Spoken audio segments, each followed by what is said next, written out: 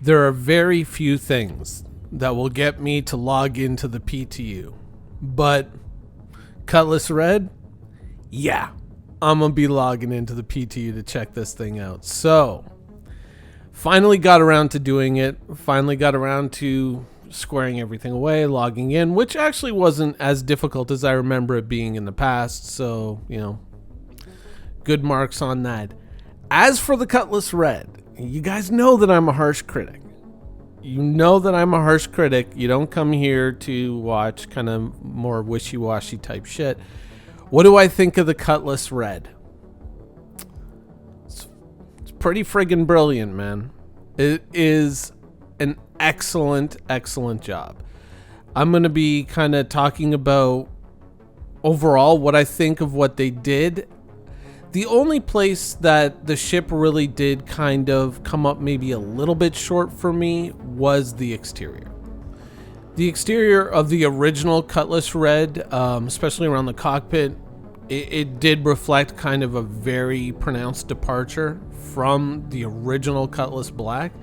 And so I was kind of hoping that this was going to carry on into the Cutlass Red. But it seems like with the addition of the docking ports on the sides, that being something that we'll talk about in a minute, and the tiny little light turret on top, which I am assuming is functionality yet to be enabled, it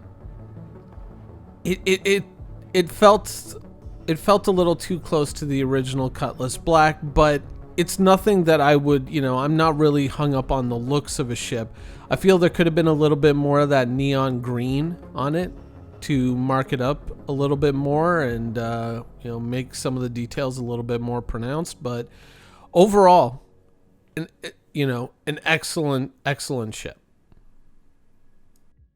So the exterior, with a few minor differences, is effectively a reskin. But the interior, obviously, some very, very smart choices were made in the interior.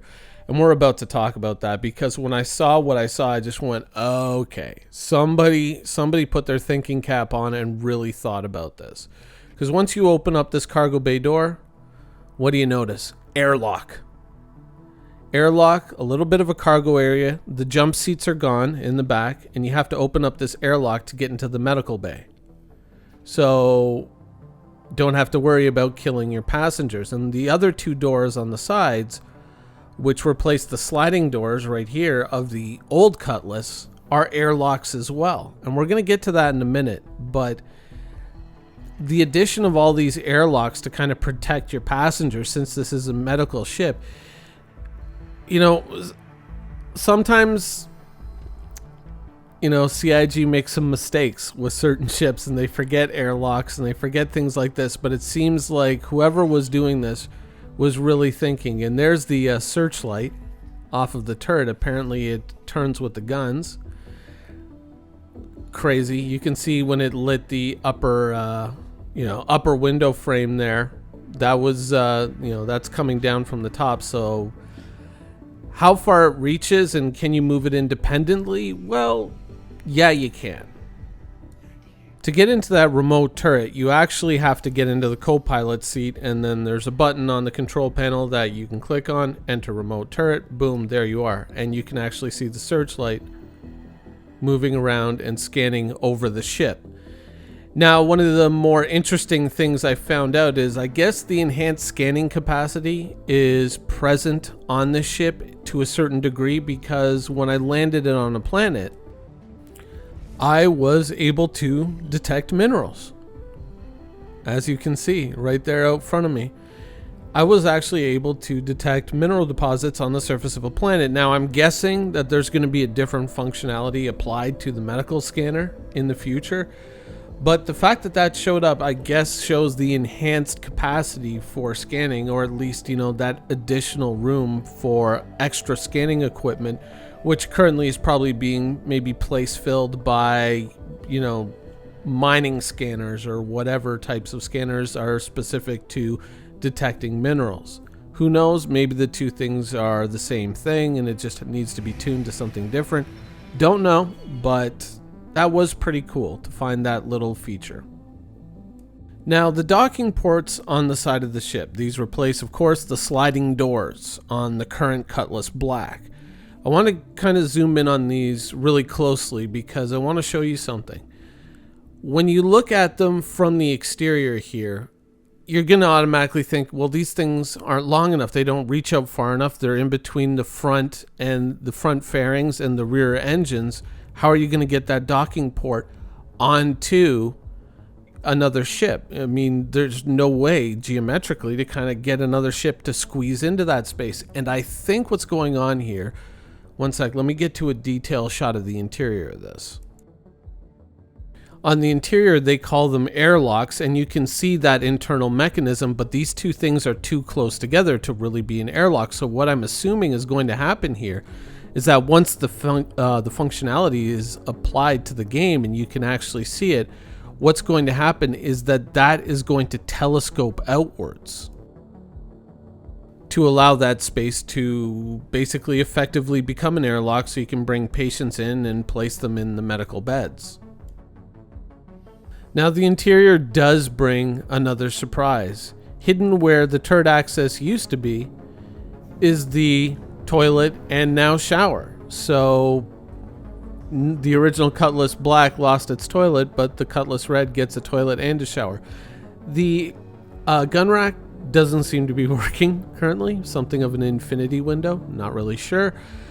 But it has 4 beds. There are 2 in the back, 2 in the front. So pilot and co-pilot get their own beds, and I guess 2 medical personnel working in the rear get beds as well. So overall, it's pretty well laid out. You have airlocks at all access points to protect your patients. You have room for a much reduced cargo with the jump seats removed.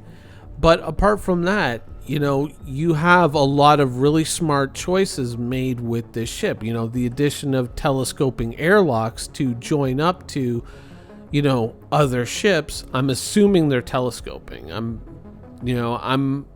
I may not be correct, and if I am incorrect, you know, shame on you there, but that's a really bad design if it isn't, but I have to assume that it is, right?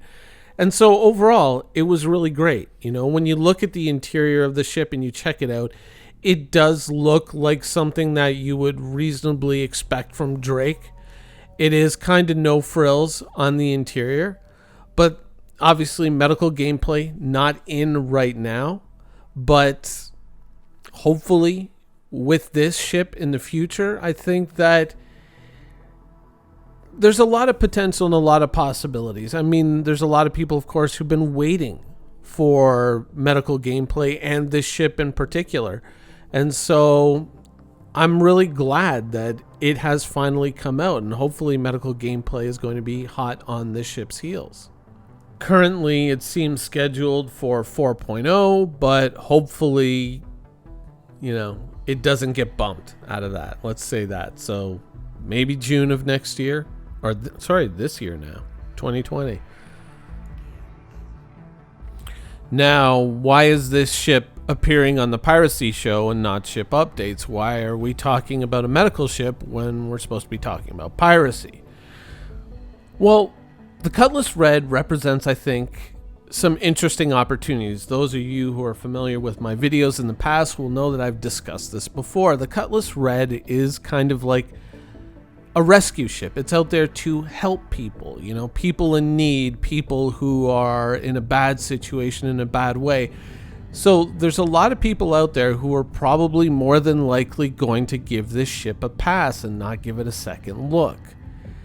And potentially, if you're smuggling or something like that, even though it has a fairly modest cargo bay, there's still the possibility that, you know, you might be able to sneak things by people because they're not really going to be looking at a medical ship. It can also serve as a good scout. If you're out there and you're saying, oh, I'm just doing medical missions with your scanners, you know, don't worry about me, you can actually probably scout out a lot of places, especially if you have a character that is otherwise not attached to a pirate organization officially, through the in-game, you can use this ship as something of a scout, counting on the, goodwill of other players to, help the medical rescue type players out there get around through the universe. You might be able to, kind of rely on that to kind of grease your way through some difficult situations.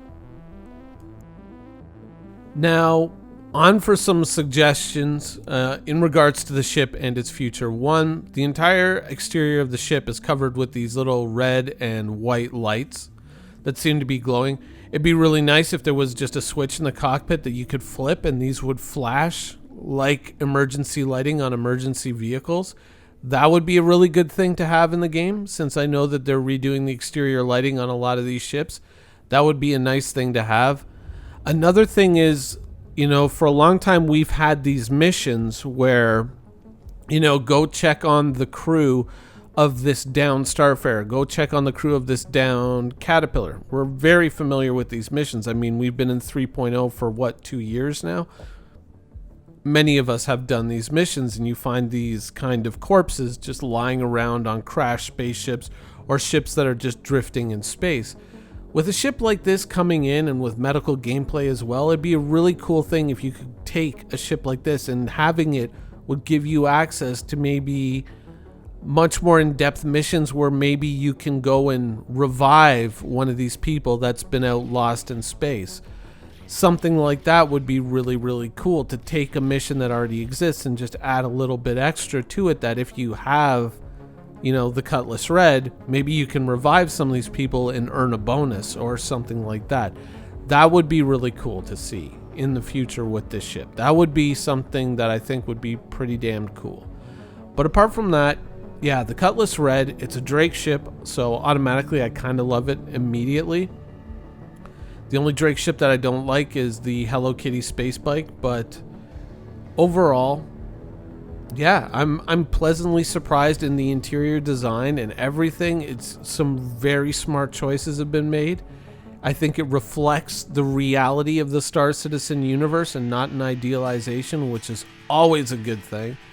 And I think that overall, anyone who owns the Cutlass Red is going to be pleasantly surprised and pleased with how it all came out.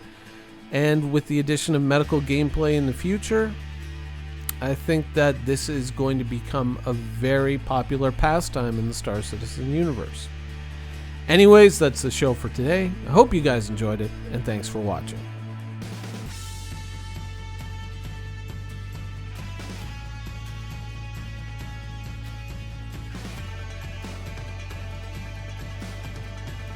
Thank you for watching. So if you want to keep up with the latest and greatest in Star Citizen and Squadron 42's development, please follow us on our social media channels. See you soon.